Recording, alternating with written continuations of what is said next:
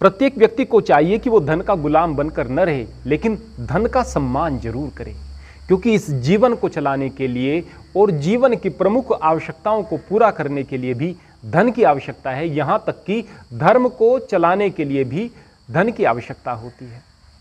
अब धन को प्राप्त किस प्रकार से करेंगे? आप में से प्रत्येक समझदार व्यक्ति इस बात को जानता है, अपने अंदर योग्यताओं को बढ़ाकर, अपनी कुशलताओं को बढ़ाकर, मेहनत करके आप धन को प्राप्त कर सकते हैं। लेकिन कई बार हमें मेहनत के परिणाम स्वरूप भी धन नहीं मिलता।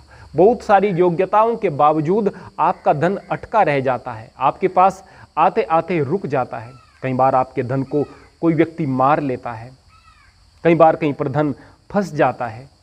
तो आप इस प्रकार से रुके हुए धन को, फंसे हुए धन को, या फिर आपको मेहनत का परिणाम नहीं मिल रहा है, ऐसा आपको लग रहा है, किस प्रकार से इन समस्याओं से निजात पाएंगे, इसका हम एक मंत्र के माध्यम से आपको उपचार और उपाय बताने वाले हैं। लेकिन उससे पहले आप लोगों को समझने की आवश्यकता है कि यंत्र, तंत्र और मंत्र क्या है। कम शब्दों में यदि मैं बताऊं, यंत्र का मतलब होता है औजार, साधन। जिस प्रकार किसान यदि कोई काम कर रहा है, उसके लिए ट्रैक्टर उसका यंत्र है, कृषि का यंत्र है। इसी प्रकार अन्य कार्य करने वालों से जुड़े हुए वो साधन उसके यंत्र होते हैं जिससे कि वह कार्य करता है। लेकिन जब व्यक्ति अपने आध्यात्मिक जीवन को आगे बढ़ा रहा होता है, तो जब हमारे ऋषि मुनियों ने, हमारे शोधकर्ताओं ने कुछ आकृतियों के माध्यम से कुछ यंत्र बनाए हुए होते हैं, वो यंत्र हमारे लिए कई बार बहुत काम करते हैं। उन्हें हम श्री यंत्र और अन्य प्रकार के यंत्र कह करके पुकारते हैं। यहाँ पर हम बात करेंगे केवल श्री यंत्र के विषय में। अब बात करते हैं तंत्र क्या है। तंत्र का अर्थ होता है सिस्टम। जिस प्रकार पाचन तंत्र आप बोल रहे हैं, तो किसी भी देश को चलाने के लिए जैसे कि तंत्र की आवश्यकता है, प्रजातंत्र, लोकतंत्र, राजतंत्र। तो यहां पर हमारा शरीर हमारे लिए सिस्टम है। किस चीज के लिए? यदि आप आध्यात्मिकता में ऊंचाइयों को प्राप्त करना चाहते हैं, या फिर कुछ सुपरनेचुरल जो अपने अंदर पावर्स हैं उनको विकसित करना चाहते हैं। अब बात करते हैं मंत्र की। मंत्र का अर्थ केवल वह नहीं होता कि संस्कृत के कुछ शब्दों का समुच्चय बन जाए। नहीं, आप श्लोक को मंत्र नहीं कह सकते। जैसे श्रीमद् भगवत गीता, इससे बढ़कर और संसार में ज्ञान की बातें कहीं नहीं हो सकती हैं, लेकिन वो श्लोक हैं, न कि मंत्र। और वेद में लिखे हुए जो मंत्र हैं उनको हम श्लोक नहीं कह सकते, क्योंकि उनका अर्थ उतना महत्वपूर्ण नहीं है। उन शब्दों को जब आप सस्वर बोलते हैं, उच्चारण करते हैं, उस वाक्य का उच्चारण करते हैं, उन मंत्रों का उच्चारण करते हैं, तो फिर आपके अंदर विभिन्न प्रकार की शक्तियों का जागरण होना शुरू हो जाता है। आप परमात्मा से जुड़ना शुरू हो जाते हैं। मंत्र का अर्थ भी हो सकता है, पर यह जरूरी नहीं कि उसका अर्थ ही हो। जब मंत्र बहुत छोटे हो जाते हैं तो फिर उसे बीज मंत्र कहा जाता है। मंत्र जो है उनके अंदर एक शक्ति होती है। बीज मंत्र के अंदर बहुत शक्ति होती है। वह किस प्रकार से? इस ब्रह्मांड के अंदर एक विन्यास होता है, एक जाल सा बना हुआ होता है। आप समझ सकते हैं यदि आपने आइंस्टीन को पढ़ा होगा, समझा होगा, जब उन्होंने ग्रेविटी के सिद्धांत को बेहतर तरीके से एक्सप्लेन किया। अब उस विन्यास को स्पंदित करने की क्षमता जिन शब्दों में होती है या जिन अक्षरों में होती है, बीज मंत्रों में होती है, उनकी स्पंदन क्षमता के अनुसार वो उसी प्रकार से कार्य करते हैं और आपके जीवन में चमत्कार होने लगते हैं। यह एक विज्ञान है। लेकिन यदि कोई व्यक्ति, दुष्ट व्यक्ति, इनका दुरुपयोग करने की कोशिश करता है या फिर पाखंड फैलाता है, तो ऐसे में यह जो तंत्र हैं, यह जो मंत्र हैं, यह जो यंत्र हैं, यह बदनाम हो जाते हैं और अच्छे और समझदार लोगों का विश्वास इन चीज़ों से उठ जाया करता है। और जो इस तरह की बात करता है, ऐसे व्यक्ति पर भी विश्वास नहीं रहता। ऐसे में यदि वह इन मंत्रों का प्रयोग करता है तो उस पर ये मंत्र काम नहीं करते, क्योंकि आस्था और विश्वास इन पर पहले होना जरूरी है। अब आइए हम समझने की कोशिश करते हैं कि किन किन लोगों पर यह बीज मंत्र काम करेंगे, जिस प्रकार से हम अभी आपको धन प्राप्त करने के लिए बीज मंत्र का उपाय बताने जा रहे हैं। सबसे पहले यह बीज मंत्र उन लोगों पर काम करेगा जो प्रयत्नशील हैं, कोशिश कर रहे हैं। यदि कोई व्यक्ति कोशिश नहीं कर रहा और वो बस ऐसे ही बीज मंत्र का उच्चारण कर रहा है, ऐसे आलसी लोगों पर या तो उस बीज मंत्र से कुछ प्रभाव नहीं पड़ेगा या पड़ेगा तो बहुत कम पड़ेगा। तो आप प्रयत्नशील होने चाहिए। यदि आपके प्रयत्न के अनुसार आपको फल मिल रहा है तो आपको इस बीज मंत्र की आवश्यकता नहीं है, लेकिन यदि नहीं मिल पा रहा तो आपको इस बीज मंत्र की आवश्यकता है और यह आप पर 100% काम करेगा, 100%। दूसरे उन लोगों पर काम करेगा जो सकारात्मक है। प्रत्येक चीज में नकारात्मकता ढूंढने वाले व्यक्तियों पर यह काम बिल्कुल नहीं करेगा। तो सकारात्मकता आपके अंदर होनी चाहिए। तीसरे, जिन लोगों को आस्था है और विश्वास है अपनी इस संस्कृति पर, अपने इस विज्ञान पर, और इसको वैज्ञानिक ढंग से जिसने समझ लिया कि वास्तव में इसके पीछे कोई टोना नहीं, कोई टोटका नहीं, कोई जादू नहीं, कोई मंत्र नहीं, यह एक विज्ञान है, जिसने इस विज्ञान को समझ लिया और उसने आस्था और विश्वास के साथ में इसका उच्चारण शुरू कर दिया, यकीन मानिए उस पर यह बहुत काम करेगा। चौथे नंबर पर उन लोगों पर यह काम करेगा जिनके भाव बहुत अच्छे हों, जो मानवता से प्रेम करते हों, किसी को छोटा बड़ा न समझते हों, किसी के साथ जुल्म अत्याचार न करते हों, जिनकी भाषा में कड़वाहट न हो, जीवन में मधुरता हो, सभी जीवों के प्रति प्रेम हो, सदाचार हो। ऐसे लोग इन मंत्रों की साधना करके आश्चर्यजनक लाभ ले सकते हैं।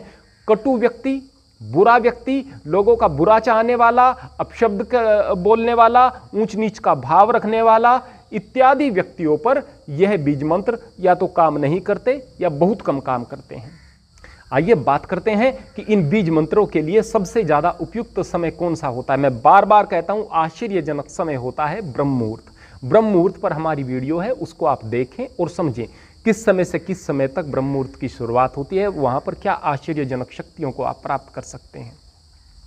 तो ब्रह्म मुहूर्त में उस ब्रह्म की ऊर्जा से जुड़ने के लिए आप लोगों के लिए सर्वाधिक उपयुक्त समय होता है। आइए अब हम मंत्र जाप की तैयारी करें। उसके लिए सबसे पहले आप किसी भी सुविधा अनुसार पोस्चर में बैठ जाएं। हो सके तो आप सिद्धासन में बैठें। दूसरे नंबर पर आप प्राणायाम के द्वारा मन को शांत करें। हो सके तो नाड़ी शोधन प्राणायाम करें, अन्यथा आप गहरे सांस लें। पूरा सांस बाहर छोड़ दें, पूरा सांस अंदर लें। सांस को लेते हुए इस बात को अपने मन में बार बार दोहराते रहें कि मैं प्राण वायु को और बहुत सारी ऊर्जा को अपने अंदर ले रहा हूं। इस ऊर्जा के साथ परमात्मा की कृपा मेरे अंदर जा रही है। तीसरे नंबर पर अपने इष्ट में ध्यान लगाएं। उसके लिए आप अपने गुरु द्वारा दिए गए गुरु मंत्र का बार बार स्मरण कर सकते हैं।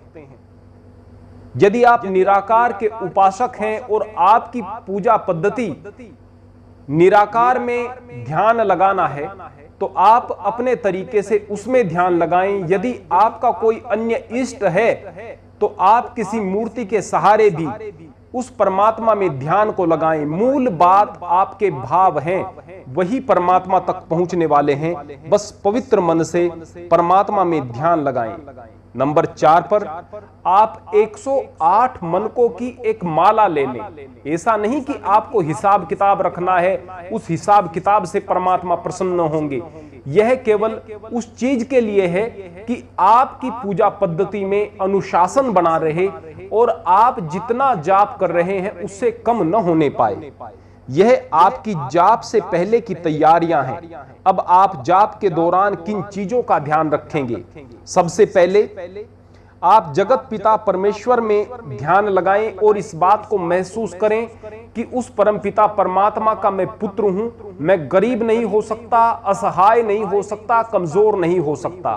उसकी कृपा को अपने अंदर महसूस करते हुए आप ओम का जाप करेंगे।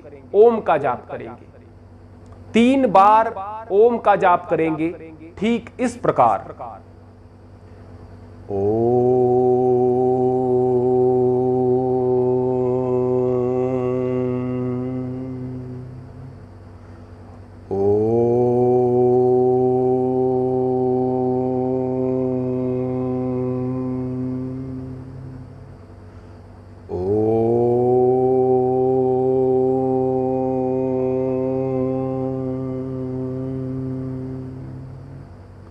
उसके पश्चात आप धन की देवी मां लक्ष्मी में ध्यान लगाएं।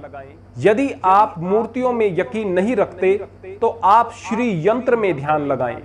श्री यंत्रम आप कहीं से भी डाउनलोड कर सकते हैं, या फिर घर पर आप मंगा सकते हैं, या फिर आप पोस्टर पर अंकित करवा सकते हैं इंटरनेट से डाउनलोड करके।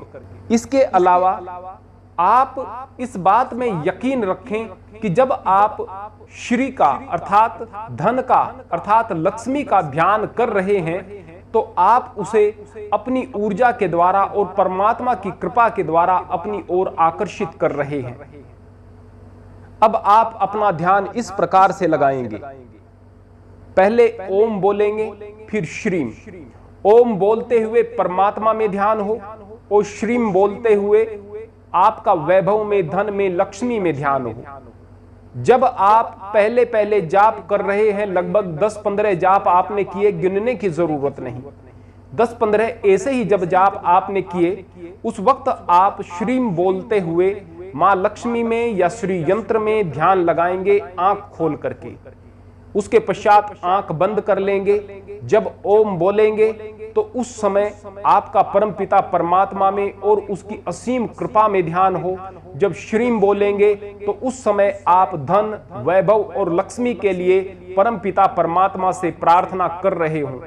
आप बार बार अपने मन में इस चीज को दोहराते रहें, मैं उस परम पिता से अपने लिए धन की कामना करता हूं जिससे मेरा जीवन बेहतर तरीके से चले, किसी प्रकार का अभाव न हो और मैं हमेशा प्रसन्नता पूर्वक जीवन यापन करते हुए लोक कल्याण के कार्य करता रहूं। मंत्र जाप शुरू करें। ओम श्री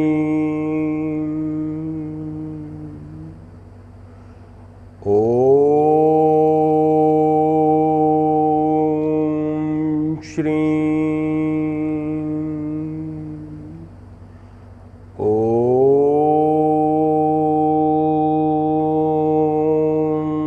श्री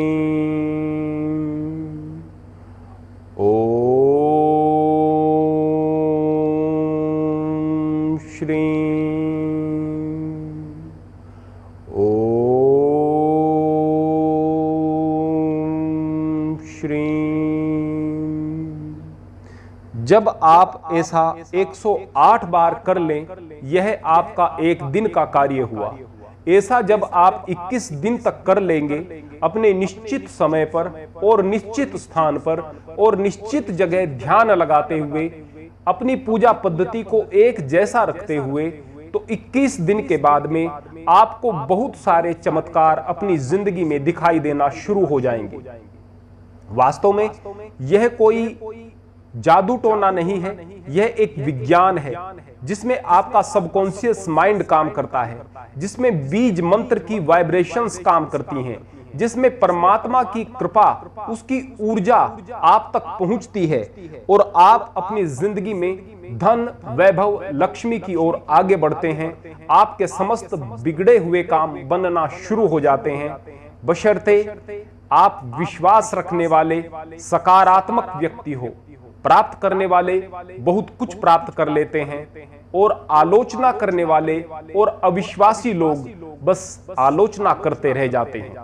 आप सब पर परमात्मा की कृपा बनी रहे, आप सब आनंद में रहें, आप सब जीवन में धन, वैभव, लक्ष्मी को प्राप्त करके लोक कल्याण के कार्य करते रहें। हरि ओम।